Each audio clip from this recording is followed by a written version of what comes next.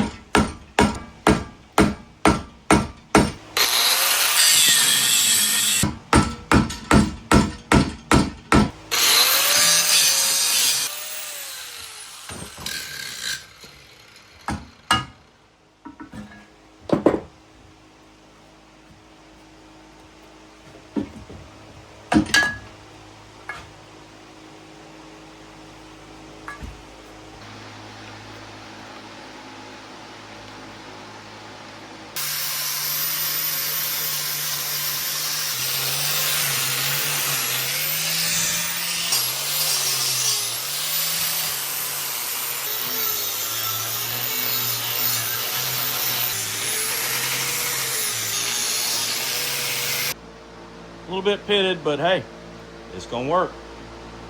Eventually I'm gonna sandblast the whole frame down the road.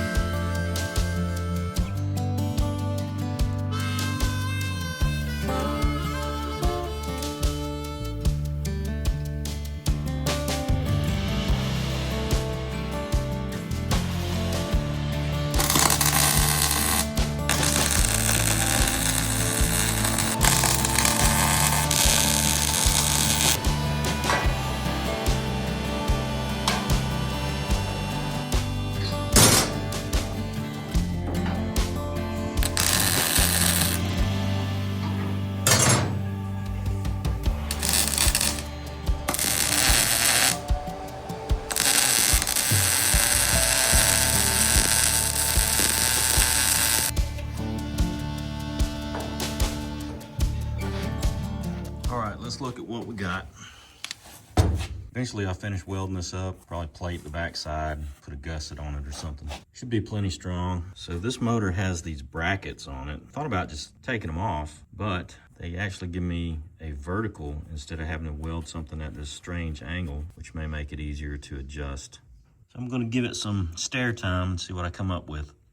I've also got to straighten the engine out as far as in relation to the rails. It's sitting a little crooked in there. Also, my rear end seems to be about 3/4 of an inch off center. That's the measurements I came up with. I'm gonna check it again, but I'm probably gonna have to offset this just a little bit to keep it in line with the rear axle.